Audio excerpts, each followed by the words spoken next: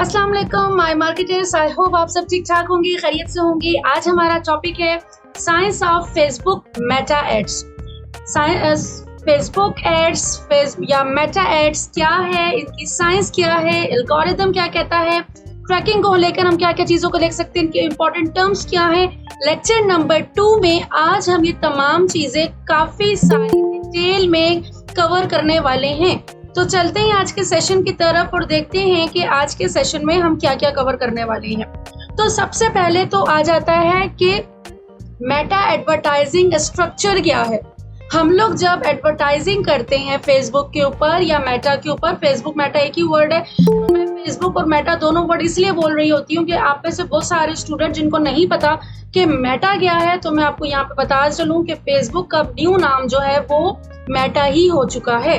That's why मैं old and new name दोनों के दोनों साथ बोल देती हूँ। तो यहाँ पर हमारे पास अगर हम लोग एडवर्टाइजिंग स्ट्रक्चर देखें जहाँ पे हम लोग कैंपेन रन करते हैं, तो हमारे सामने कैंपेन स्ट्रक्चर कुछ इस तरह से आता है कि हम लोगों को पहले एक कैंपेन सेट करनी होती है, देन हमारे एड सेट होता है एंड देन उसके बाद एड होता है, जो ऑलरेडी आप लोगों ने सोशल मीडिया मार्केटिंग में कवर किया हुआ भी है।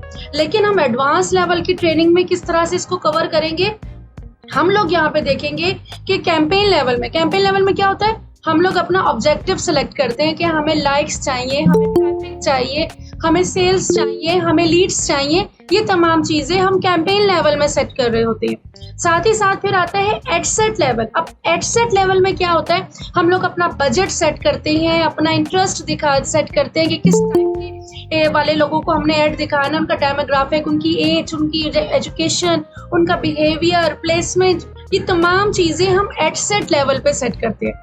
अच्छा, बेसिक लेवल पे आपको दिखाया गया था कि हम एक ही कैंपेन बनाते हैं और एक ही कैंपेन के अंदर हम एक ही एड सेट बना देते हैं। लेकिन यहाँ पर जो मेन स्ट्रक्चर होता है, इसके अंदर हम एक ही कैंपेन के अंदर मल्टीपल एड सेट बनाते हैं और मल्टीपल एड सेट्स के अंदर मल्टीपल एड भी ऐड करते हैं। और ये कैसे करते हैं ये आप बहुत डिटेल में प्रैक्टिकली कवर करेंगे, बट यहाँ पर थोड़ा सा आपको कॉन्सेप्ट क्लियर होना चाहिए कि हम इसको किस तरह से लेके चलेंगे। एंड देन आ जाते हैं एड लेवल, और एड लेवल पे हम लोग क्या करते हैं, हम लोग अपना क्रिएटिव दिखाते हैं। सबसे पहले हम अपनी कैंपेन सेलेक्ट करते हैं, हम फेसबुक से कहते हैं मुझे लाइक चाहिए, या मुझे मेरी वेबसाइट पर ट्रैफिक चाहिए, या मुझे लीड्स चाहिए, या मुझे सेल्स चाहिए। देन फेसबुक कहता है एड सेट लेवल पे कि चलो बताओ उनका एज क्या होनी चाहिए, उनका जेंडर क्या होना चाहिए, उनका मुझे पैसे कितने दोगे, प्लेसमेंट कौन सी प्लेसमेंट मैंने ऐड दिखाना है। तो ये तमाम चीज़ें हम एड सेट लेवल पे सेट कर रहे होते हैं। तो हम मल्टीपल एड सेट सेट कर सकते हैं कि मतलब एक सेट पे हमने कह दिया 18 से 24 साल वालों को भी दिखा दो, फिर हमने दूसरा एड सेट कर दिया जिसमें हमने 24 से 35 साल वालों को दिखा दिया। तो इस तरीके से हम मल्टीपल एड सेट को लेके टेस्टिंग कर सकते हैं। एंड देन एड लेवल पे फेसबुक कहते हैं चलो मुझे बताओ उनको दिखाना क्या है। तो एड सेट लेवल पे फिर जो हमने ऐड बनाया होता है, जो कि हमारा वीडियो फॉर्म में हो या इमेज फॉर्म में हो या कैरोसेल फॉर्म में हो, तो वो हम लोग यहाँ पर दिखाना स्टार्ट करते हैं। अब आ जाता है बहुत ही इम्पोर्टेंट, क्योंकि इस पूरी ट्रेनिंग के अंदर हम इन्हीं तमाम चीज़ों पे टेस्टिंग कर रहे होंगे, इन्हीं तमाम चीज़ों से रिजल्ट्स लेकर आ रहे होंगे। ये वो टर्म्स हैं जिन टर्म्स को अगर हमने एक भी स्किप कर दिया तो हमारा रिजल्ट्स जो है वो अफेक्टेड हो सकते हैं।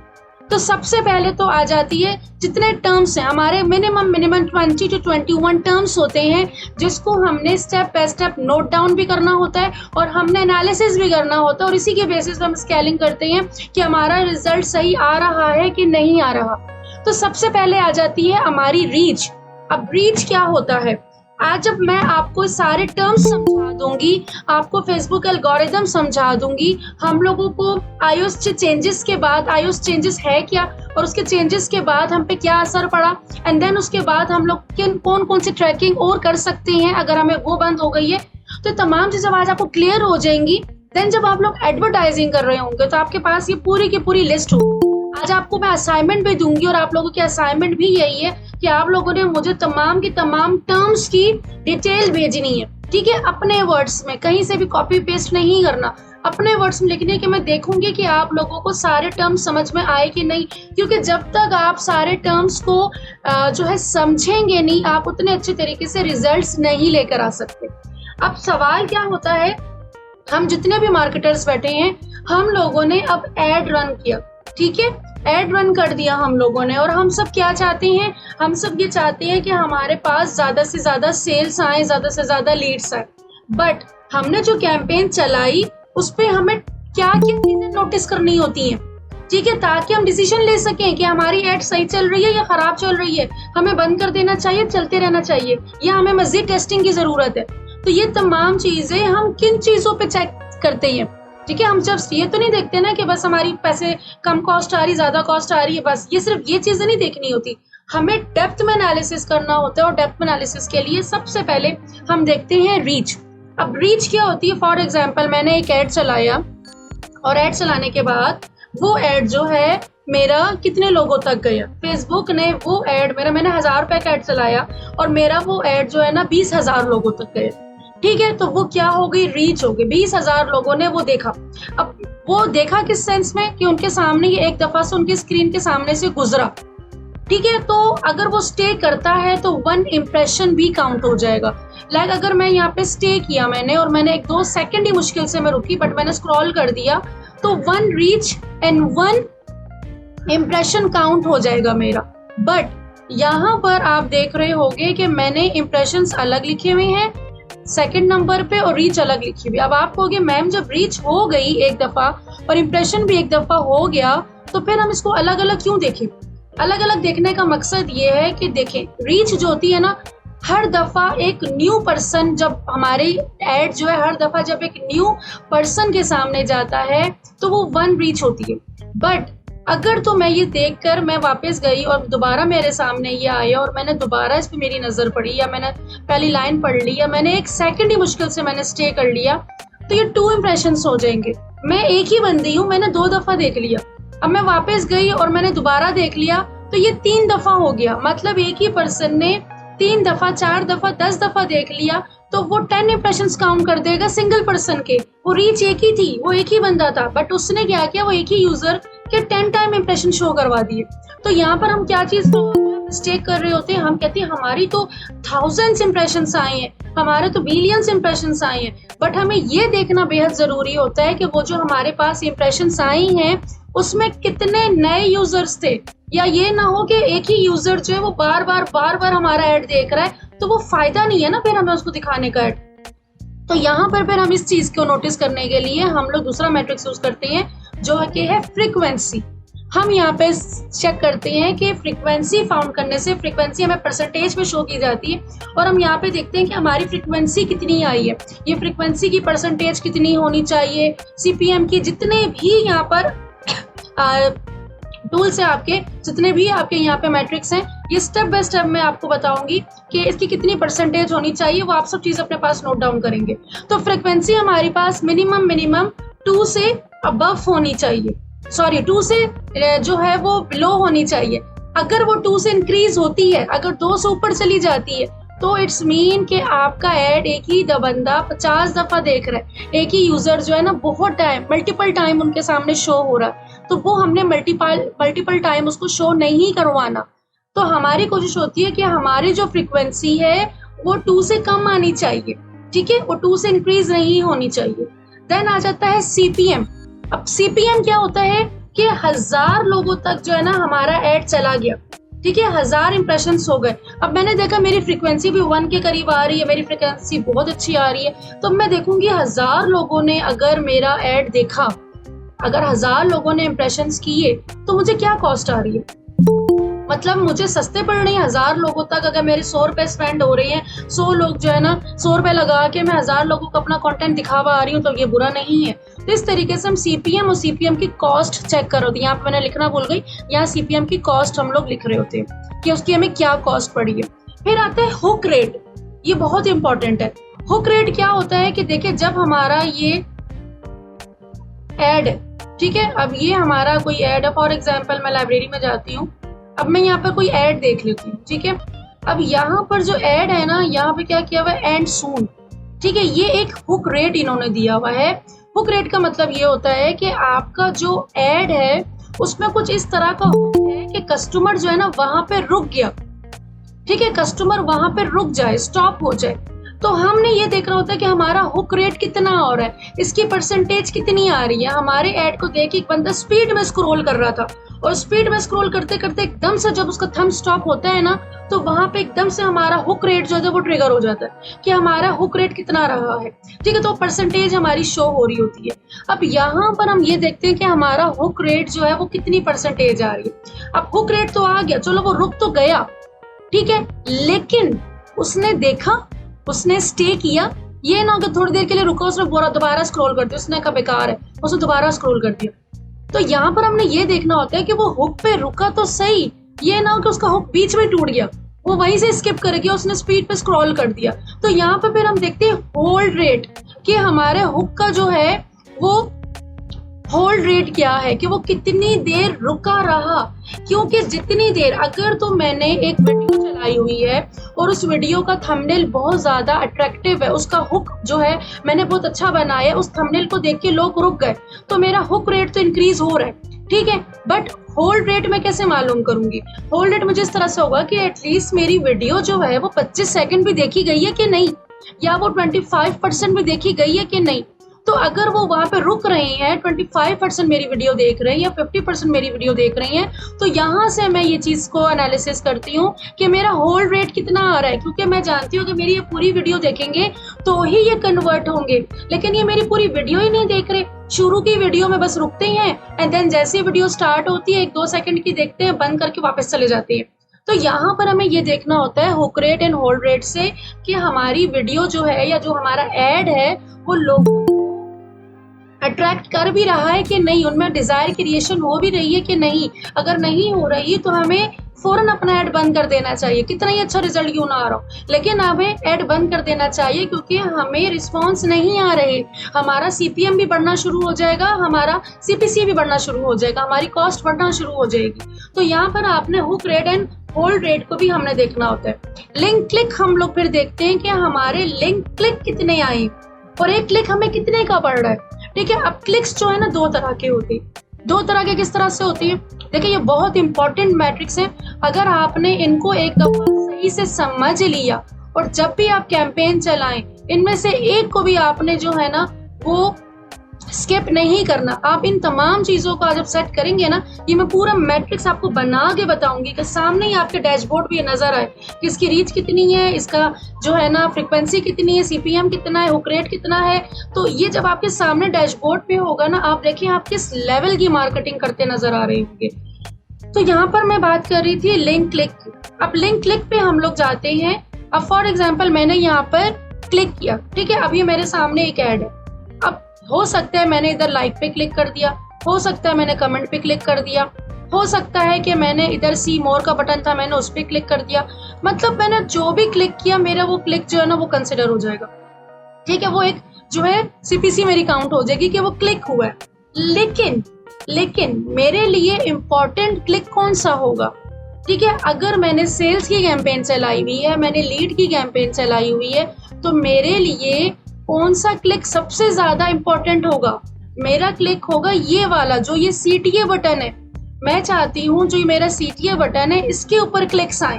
ठीक है, अगर तो मैंने लाइक की कैंपेन चलाई तो लाइक पे मुझे क्लिक्स आने चाहिए, अगर मैंने एंगेजमेंट की कैंपेन चलाई तो मुझे लाइक कमेंट एंड शेयर पे क्लिक आने चाहिए। लेकिन अगर मैंने जो है वो सेल्स की या लीड्स की कैंपेन चलाई हुई है, मैंने यहाँ पे प्रॉपर एक सीटीए बटन दिया हुआ है, मैं चाहती हूँ कि इसके ऊपर क्लिक्स आए, तो वो कितने आ रही है?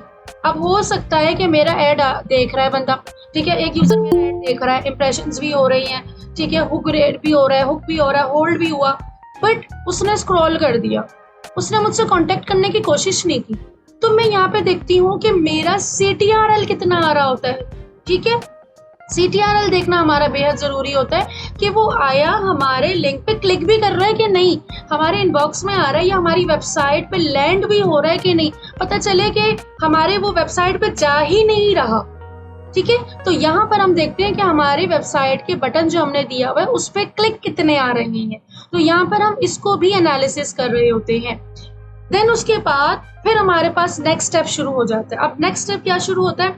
अब एक पर्सन आया, उसने क्लिक किया, अब ये वेबसाइट है, ठीक है, अब हमने क्या हुआ, रीच भी हमने देख ली, फ्रीक्वेंसी भी देख ली, सीपीसी भी देख लिया, ठीक है, लिंक क्लिक्स भी देख लिए। अब एक यूजर आया, उसने यहाँ पे क्लिक किया, क्लिक करने के बाद अब यहाँ पे जो है ना वो होल्ड कर रहा है, वेबसाइट ओपन नहीं हो रही, इधर वेबसाइट ओपन नहीं हुई, वो वापस चला गया।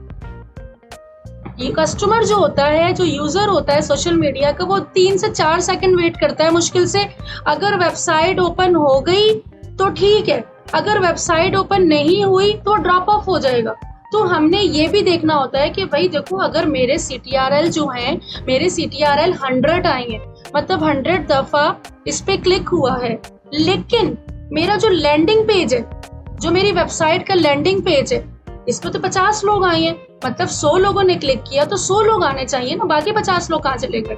तो यहाँ पर हम लोग इस चीज को नोटिस करते हैं कि कहीं हमारी वेबसाइट की स्पीड स्लो तो नहीं, या हमारा लैंडिंग पेज बोरिंग तो नहीं, या हमारा लैंडिंग पेज, ये हमारा लैंडिंग पेज होता है जो हमारी वेबसाइट होती है। तो हमारी कोशिश ये होती है कि कस्टमर हमारी वेबसाइट पे पूरी तरह से लैंड कर जाए। ठीक है, अब ये मेरी पूरी की पूरी वेबसाइट उसके सामने लोड हो गई। अब ये लोड होने का मतलब क्या हुआ कि 1 लैंडिंग पेज हो गया, तो मुझे पता चल गया एक कस्टमर जो है, एक यूजर जो है, वो मेरे लैंडिंग पेज पे लैंड हो चुका है। अब क्या कमाल शुरू होगा, अब मेरा पिक्सल फौरन जो है ना एक्टिव हो जाएगा और उसकी ट्रैकिंग ऑन हो जाएगी। अब उसकी ट्रैकिंग क्या ऑन होगी, वो जल्दी से देखेगा एक यूजर वेबसाइट के ऊपर आ चुका है। अब वो क्या क्या चीजें नोट करेगा, वो देखेगा कि वो क्या क्या एक्टिविटी कर रहा है। अब वो एक्टिविटी क्या क्या कर सकता है, लेट्स सी कि लैंडिंग पेज का रेट। आप सबसे पहले हम ये भी देखेंगे लैंडिंग, हम जो जो एक्टिविटी होती है ना, हम उसका रेट भी देख रहे होते हैं कि अगर एक यूजर हमारे लैंडिंग पेज पर आए तो उसकी हमें क्या कॉस्ट पड़ रही है। ठीक है, तो हम ये भी देख रहे होते हैं। फिर आता है व्यू कंटेंट। अब हमारे वेबसाइट पे कस्टमर जो है वो लैंड कर गया, ठीक है, अब वो आया है, हम देखेंगे कि उसने हमारा कंटेंट पढ़ना शुरू किया। ठीक है, अब ये पिक्सल हमारी ट्रैकिंग करना शुरू कर दी। अब मैं यहाँ पर आई हूँ वेबसाइट पे। अब यहाँ पे जो इनका ट्रैकर है ना, ये देखे, ये हेल्पर होता है। यहाँ पे देखे पेज व्यू का जो है ना इनका कनेक्ट हो चुका है। अब यहाँ पे क्या हो रहा है, व्यू पेज व्यू हो रहा है, इनका इवेंट जो है ना यहाँ पे फायर हो रहा है कि मैं इनका कंटेंट व्यू कर रही हूँ। तो देखिए इनके अभी सही से काम ही नहीं कर रहे हैं, ये इनका पिक्सल इंटीग्रेट हुआ हुआ है। तो यहाँ पे मैं अगर आपको अपनी वेबसाइट दिखाती हूँ, उससे ज्यादा अच्छे तरीके समझ में आएगी आपको।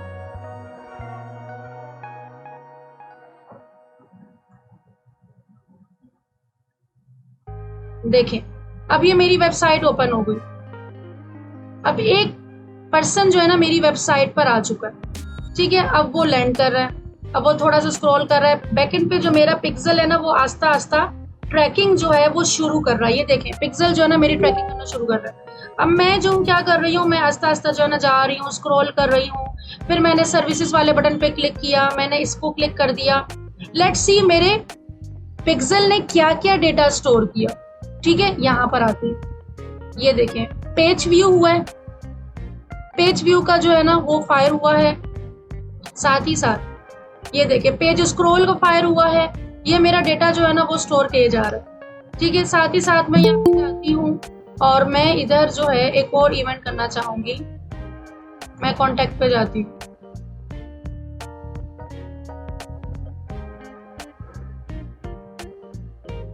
तो यहाँ पर ये मुझे दूसरा इवेंट फायर करना शुरू कर देगा। ये देखें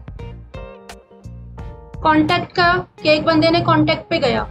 ठीक है, तो ये हमें यहाँ से सारी डिटेल्स मिल रही होती हैं। तो पिक्सल जो है हमारा वो ये काम करना शुरू कर दे, कितने लोग कॉन्टेक्ट पे गए। तो हम लोगों ने क्या देखना होता है, अब अगर हमारी LMS की वेबसाइट है तो वो हमारी, अभी यहाँ पे मैंने पिक्सल इंटीग्रेट नहीं किया, ये मैं आप लोगों के सामने करूंगी अपनी इस वेबसाइट का पिक्सल इंटीग्रेट। अब देखें यहाँ पे गए तो अब कितने लोगों ने ऐड टू कार्ट किया। यहाँ पे मैं ओपन नहीं करती, मैं इसको ये मेरे अपना डैशबोर्ड ओपन है, तो यहाँ पे मैं यहाँ पे ओपन करती हूँ किसी और।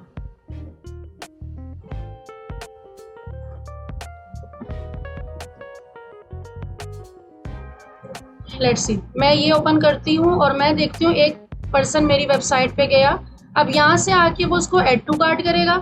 ठीक है, अब ऐड टू कार्ट का मतलब कि भाई वो ऐड टू कार्ट के लिए आ गया। ठीक है, देन उसके बाद उसने अप्लाई किया, प्रोसीड टू चेकआउट किया। प्रोसीड टू चेकआउट करने के बाद उसने यहाँ पर कंप्लीट पेमेंट कर दी। ठीक है, तो अब हम लोग यहाँ पे किस तरीके से एनालिसिस कर रहे होते हैं कि व्यू कंटेंट कितने हुए, हमें एक व्यू कंटेंट के लिए क्या कॉस्ट पड़ी, कितने लोगों ने ऐड टू कार्ट किया। फॉर एग्जाम्पल 1000 लोग ने लैंडिंग पेज हुआ, ठीक है, 1000 लोग मेरी वेबसाइट पे लैंड हुए, उसमें से 800 लोगों ने पेज व्यू किया, मेरा जो फेसबुक पे जो मेरा कंटेंट था वो उन्होंने व्यू किया, वो कंटेंट व्यू किया। देन उसमें से जो है ना 500 लोगों ने ऐड टू कार्ट किया। तो मैं ये देख रही होती हूँ कि भाई ये कम क्यों हो रहा है, 500 लोगों ने ऐड टू कार्ट किया, ऐड टू कार्ट की हमें कॉस्ट क्या पड़ रही थी। फिर हम देखेंगे परचेज कितने लोगों ने किया, ऐड टू कार्ट अगर 500 लोगों ने किया तो 500 लोगों ने परचेज भी करना चाहिए। तो हम यहाँ देखते हैं अगर बहुत बड़ा गैप आ रहा है कि 500 लोगों ने ऐड टू कार्ट किया, लेकिन यहाँ पर से जो है सिर्फ 100 लोगों ने परचेज किया, तो हम यहाँ पर अपनी वेबसाइट पर जाके देखेंगे कहीं हमारे फॉर्म में गड़बड़ तो नहीं, कहीं हमारा जो है ना बैकएंड पे कोई प्रॉब्लम, वेबसाइट के साइड से कोई प्रॉब्लम नहीं आ रही, या हमें कस्टमर को समझाने में प्रॉब्लम तो नहीं आ रही, या हमने फॉर्म में बहुत ज़्यादा डिटेल तो नहीं दे दी, या कस्टमर हमसे कुछ ऑफर चाह रहा है, कुछ डिस्काउंट चाह रहा है। तो हम यहाँ पर ये चीज़ें डिफरेंट चीज़ें एनालिसिस कर रहे होते हैं, उसके हिसाब से फिर हम लोग ऐड चलाते हैं, उसके हिसाब से हम लोग अपना क्रिएटिव रेडी करते हैं कि हमें किस तरह का ऐड बनाना चाहिए जिससे हमारा जो इतना बड़ा डिफरेंस आया है कि अगर 500 लोगों ने ऐड टू कार्ट किया तो 500 परचेस हो, इतना 400 बंदा कहाँ चला गया, तो उसको हम रीटारगेट करते हैं। और रीटारगेट के लिए हमारे पास डेटा कहाँ से आता है, हमारे पिक्सल से। पिक्सल ने सब कुछ नोट किया हुआ, कितने लोग आए थे, कहाँ से आए थे, कैसे लोग थे, कैसी एज थी, क्या किस टाइम आए थे, क्या क्या किया था उन्होंने, वो सारा डेटा हमारे पास ऑलरेडी स्टोर होते हैं। और देन हम उनको रीटारगेट करते हैं, और रीटारगेट के लिए हमें प्रॉपर एक ऐड चलाना होता है, और वो कैसे चलता है वो फिर आप आगे जाके सीखेंगे। तो बहरहाल हम इन्हीं चीज़ों को लेके हम लोग देखते हैं, और फिर फाइनली हम देखते हैं कि हमें अगर कोई कॉस्ट आई है, हमारी कोई परचेज आई है, तो उसकी हमें कॉस्ट क्या पड़ी। मतलब फॉर एग्जांपल अगर हमने शूज़ बेचा और शूज़ हमने 5000 का था, हमारा शूज़ 5000 का था, और वो शूज़ जो है फेसबुक ने हमारा 600 रुपये में बेच दिया। मतलब फेसबुक ने हमसे 600 रुपये लिए, एक परचेज के 600 रुपये लिए, और हमारा 5000 वाला शूज़ बेच दिया। तो हम यहाँ पे देखते हैं ROI कि हमने जो इन्वेस्ट किया उससे हमें प्रॉफिट भी आ रहा है कि नहीं। ठीक है, रिटर्न ऑफ इन्वेस्टमेंट कितनी हो रही है। लाइक फॉर एग्जांपल, मैं यहाँ पर आपको एग्जांपल देती हूँ, हम 5000 का शूज बेच रहे हैं। ठीक है, अब एग्जांपल ले लेते हैं कि वो जो 5000 का शूज है हमें बैकएंड से वो 2000 रुपीज का पड़ रहा है। ठीक है, 2000 रुपीज का मतलब उसकी पैकिंग मिला लो, हम जो बाहर से मैन्युफैक्चरिंग कर रहे हैं वो उसका मिला लो, शिपिंग मिला लो, सब कुछ मिला जुला के हमें वो 2000 का पड़ रहा है, या चलो 2500 रुपीज का हमें वो शूज पड़ रहा है। अब हमारे पास मार्जिन रेट कितना है, 2500। मतलब अगर हमारा शूज जो है वो हमें 2500 रुपीज का पड़ रहा है, और अगर हमारा शूज 5000 का बिकता है तो सीधा 2500 रुपए का हमें प्रॉफिट है एक शूज के ऊपर। ठीक है, अब हम लोगों ने क्या किया, या तो हम खुद मार्केटिंग करेंगे या तो हम फेसबुक से करेंगे। हम फेसबुक से कहेंगे कि ये लो मेरा शूज है और मेरा शूज, अब हमारे पास 2500 रुपए हैं। ठीक है, एक शूज के लिए हमारे पास 2500 रुपए हैं। अगर वही शूज फेसबुक हमारा 1000 रुपए का बेच देता है, हमसे वो एक परचेज के 1000 रुपए लेता है, तो फिर भी हमारे पास 1500 रुपए एक शूज के पीछे बच गए।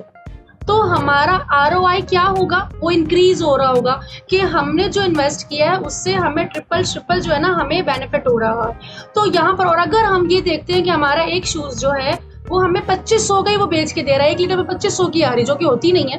ठीक है, एक शूज आपको 2500 रुपए की लीड आ रही है, तो इसका मतलब अगर आपको नुकसान नहीं हो रहा तो फायदा भी नहीं हो रहा, इक्वल हो गया। लेकिन अगर फेसबुक ने आपका वही शूज 2600 रुपए में बेच दिया तो इसका मतलब है हर शूज के पीछे आपको 100 रुपए का नुकसान हो रहा है, तो आपका ROI जो है वो माइनस में होना शुरू हो जाएगा। तो यहाँ पर हमने ये देख रहे हैं हमारा ROI जो है वो हमेशा 3 से ऊपर ही होना चाहिए, 3 से नीचे नहीं आना चाहिए। 3 से नीचे भी वो नुकसान वाली लाइन नहीं होती, लेकिन डेंजर जोन में आप आ जाते हो कि आप इसको कंट्रोल कर लो, कोशिश करो कि आपका जो है वो ROI इंक्रीज हो। तो यहाँ पर हम लोग इन चीज़ों का ध्यान रखते हैं कि समटाइम ऐसा होता है कि हम इस बात पर खुश हो रहे होते हैं कि हमारी सेल्स हो रही है, हमारी डेली बेसिस की सेल्स हो रही है, बट हमें ये समझ में नहीं आ रहा होता कि हमारा नुकसान फिर भी क्यों नहीं हो रहा, हमें एंड में कोई बच क्यों नहीं रहा। उसका रीजन ये होता है कि हम प्रॉपर तरीके से स्केलिंग नहीं कर रहे होते, हमें ये पता ही नहीं चल रहा होता कि हम लोग लॉस में जा रहे हैं, या अगर हमें 1000 रुपए सिर्फ बच रहा है और हमने फेसबुक को दिए तो हमारी कोशिश होगी फेसबुक जो है ना वो एटलीस्ट 400-500 का ऐड चलाए कि हमें कम से कम एक शूज के पीछे 200-300 रुपए तो बचे, 400-500 रुपए तो बचे एक शूज के पीछे, तभी तो हमारी प्रॉफिटेबल सेल होगी। अदरवाइज अगर वो बिल्कुल एग्जैक्ट प्राइस पे बेच रहा है तो हमें तो कोई प्रॉफिट नहीं हो रहा, हम तो सिर्फ फेसबुक को कमा के दे रहे हैं। और दूसरा, हमें अगर वो ज्यादा प्राइस में बेच रहा है तो फिर तो हमारा नुकसान शुरू हो गया। एक शूज के ऊपर अगर हमें 100 रुपए देना पड़ गया, 200 रुपए देना पड़ गया, दिन के हमारे 40 शूज बिक गए तो हमारा तो 30-40 हज़ार का नुकसान वैसे ही हो जाना है। तो इस तरीके से हम लोग ROI को देख रहे होते हैं कि हमारी कहाँ पे किस तरह से हमने प्रॉफिटेबल सेल्स जनरेट करनी है, और अगर हमारा ROI कम आ रहा है तो हमने फौरन अपनी पूरी की पूरी स्ट्रेटेजी जो है वो चेंज करनी है। तो आई होप आपको ये टर्म्स जो है ना वो एटलीस्ट क्लियर हो गए होंगे।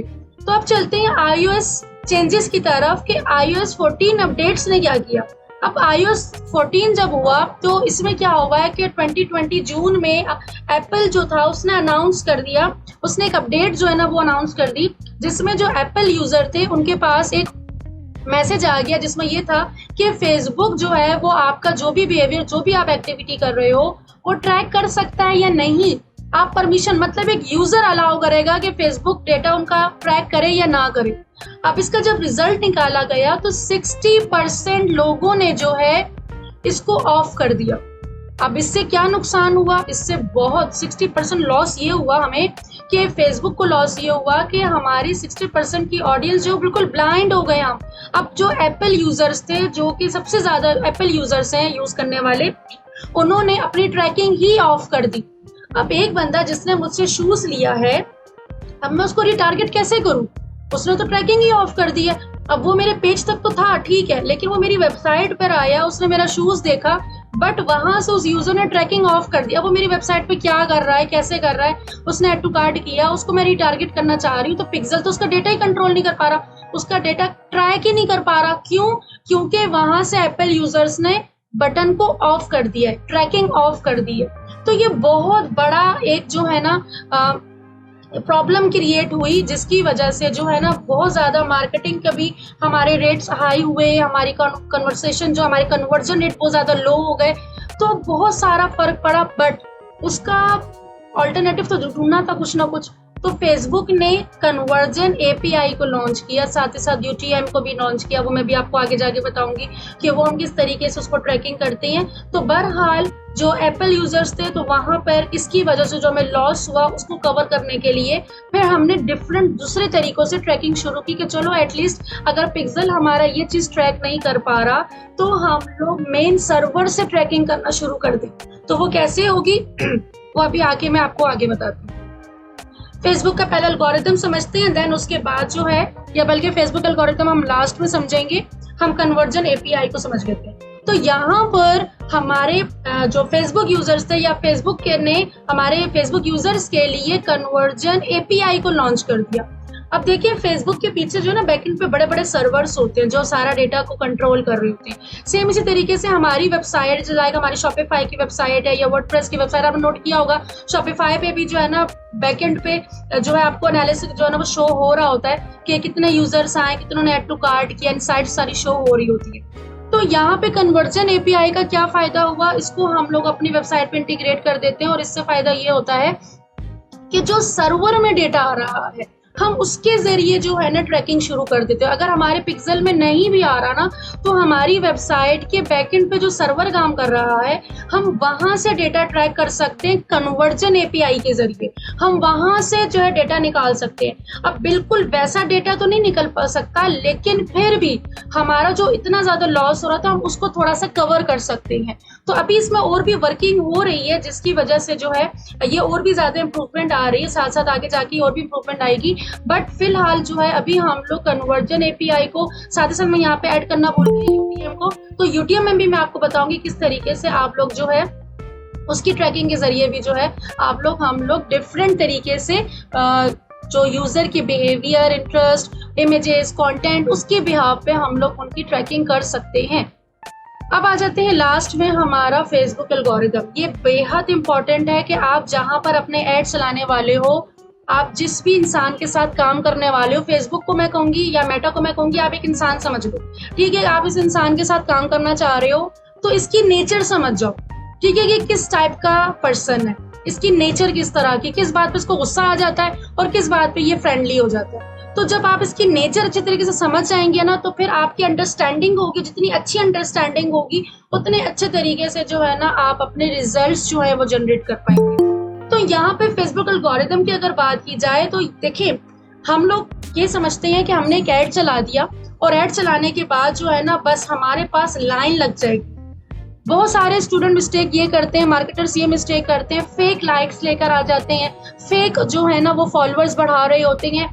उससे नुकसान क्या होता है, फेसबुक का एल्गोरिदम क्या कहता है कि जो आप पोस्ट कर रहे हो, रील कर रहे हो, स्टोरीज लगा रहे हो, उसका जो कंटेंट है उसी की बेस पे आपको ऐड भी दिखाए जाते हैं, उसी की बेस पे आपको आपके ऐड दूसरे को भी दिखाए जाते हैं।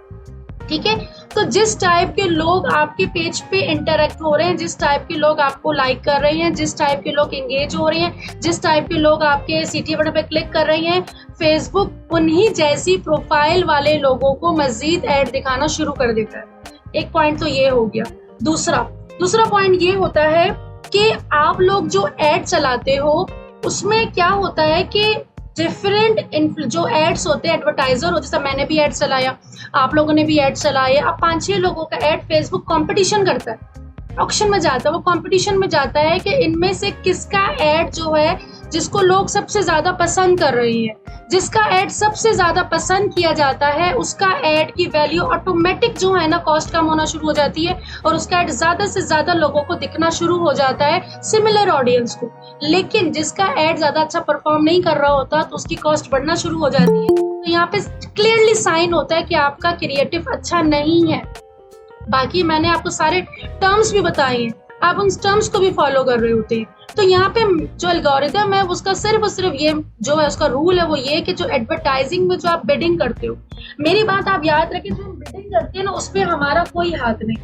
ठीक है, हम जो भी ऐड चला रहे हैं उस पर हमारा कोई हाथ नहीं। हमारा जो क्रिएटिव है ना, क्रिएटिव वो जितना अच्छा होगा वो हमारा कंट्रोल हमारे क्रिएटिव के ऊपर है। जितना अच्छा हमारा क्रिएटिव होगा उतना अच्छा हमारा जो है ना ऑक्शन रेट होगा। ऑक्शन रेट क्या होता है, मतलब मैंने भी ऐड चलाया, 4 लोगों ने और ऐड चलाया, हम चारों का ऐड जो है ना वो ऑक्शन पे गया। अब हम 4 लोगों के ऐड में से जो है ना मुझे 100 लाइक्स मिल रहे हैं, दूसरे को 50 मिल रहे हैं, तीसरे को 30 मिल रहे हैं, आखिरी वाले को 10 मिल रहे हैं। अब जिसे 100 मिले हैं उसका ऑक्शन में विन हो गया। तो मतलब ये कि मुझे जो है वो यूजर वैल्यू ज्यादा मिली, यूजर वैल्यू दे रहा है मुझे। ऑक्शन में जब आप अपना ऐड जाता है, आपका ऐड जब लोगों के सामने जाता है तो लोग उसको कितनी वैल्यू दे रही हैं।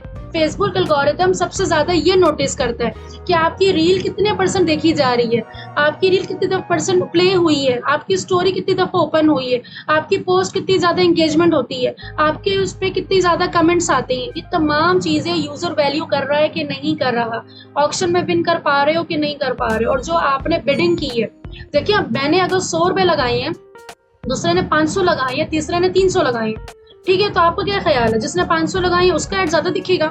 नहीं। अगर उसने 500 लगाए हैं लेकिन उसका ऐड जो है ना वो कोई पसंद ही नहीं कर रहा तो उसके 500 के 500 बर्बाद हो गए। लेकिन मैंने 200 लगाए हैं और मेरा ऐड ज्यादातर लोग पसंद कर रहे हैं तो मुझे उस पर भी रिजल्ट्स आएंगे।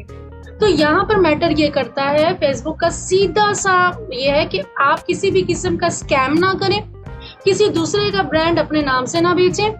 तीसरा, आप जो है ना जो भी क्रिएटिव बना रहे हो, जो भी ऐड बना रहे हो, मेरा यूजर उसको एंजॉय करे, वो उसके परेशान ना हो, ठीक है, वो उसको एंजॉय करे। तो जितना ज्यादा आपका एडवर्टाइजिंग बिड, आपका auction rate plus user value, ये तीनों चीजें मिलके टोटल वैल्यू जनरेट करती हैं।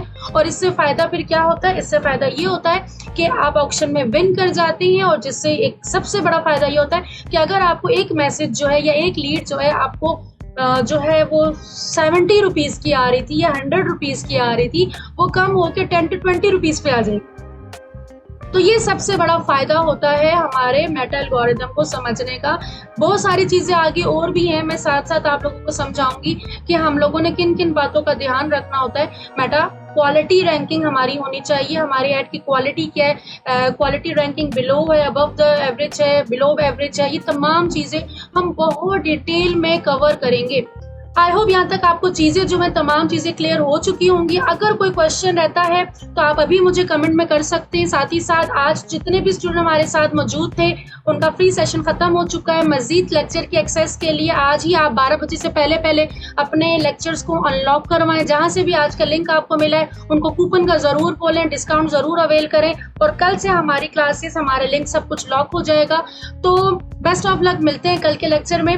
अपना बहुत सारा ख्याल रखिएगा। कल हम लोग प्रॉपर प्रैक्टिकली वर्किंग स्टार्ट करेंगे कि किस तरह से अब हमें इन तमाम चीज़ों को इम्प्लीमेंट करना है, सेल्स फनल कैसे बनाने हैं और उस पर काम कैसे करना है। तो चलते हैं आपके सवालात की तरफ। अपना बहुत ख्याल रखिएगा। Take care. अल्लाह हाफिज़।